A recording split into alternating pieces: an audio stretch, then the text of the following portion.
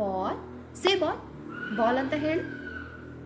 ಹೀಗೆ ಮಾಡೋದ್ರಿಂದ speech development ಆಗಲ್ಲ. ತುಂಬ ಪೇರೆಂಟ್ಸ್ ಒಂದೇ ಪದನ ಮತ್ತೆ ಮತ್ತೆ ಹೇಳೋದ್ರಿಂದ ಸ್ಪೀಚ್ ಡೆವಲಪ್ಮೆಂಟ್ ಆಗುತ್ತೆ ಅಂತ ಅಂದ್ಕೊಂಡಿದ್ದಾರೆ. ಆದರೆ ನಿಮ್ಮ ಮಗು 2ನೇ ಸತಿ ಬಾಲ್ ಕೇಳಿದಾಗಲೇ ಝೋನ್ ಔಟ್ ಆಗಿಬಿಡ್ತಾರೆ. ನಂತರ ಅವ್ರು ನಿಮ್ಮನ್ನು ಕೇಳಿಸ್ಕೊಳ್ಳೋದು ಇಲ್ಲ. ಹಾಗೆ speech development becomes a flat line. ಆ್ಯಕ್ಚುಲಾಗಿ ಏನು ವರ್ಕ್ ಆಗುತ್ತೆ ಅಂದರೆ, ನೀವು ಒಂದು ಪದನ 2ರಿಂದ 3 ಸತಿ ಹೇಳ್ಬೋದು. ನಂತರ ಅದರ ಬೇರೆ ಬೇರೆ ಯೂಸೇಜಸ್ಗಳನ್ನು ಹೇಳಿ ತೋರಿಸ್ಬೇಕು.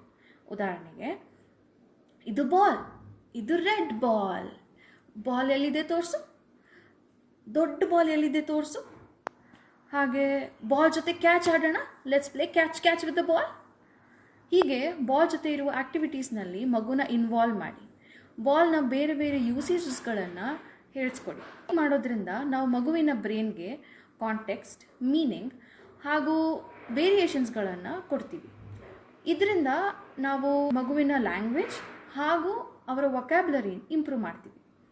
ರಿಪಿಟೇಷನ್ ತಪ್ಪಿಲ್ಲ, ಆದರೆ ವಿತ್ ವೇರಿಯೇಷನ್ಸ್ ಮಾಡಿದಾಗ ಬೆಟರ್ ಇಂಪ್ರೂವ್ಮೆಂಟ್ ಸಿಗುತ್ತೆ.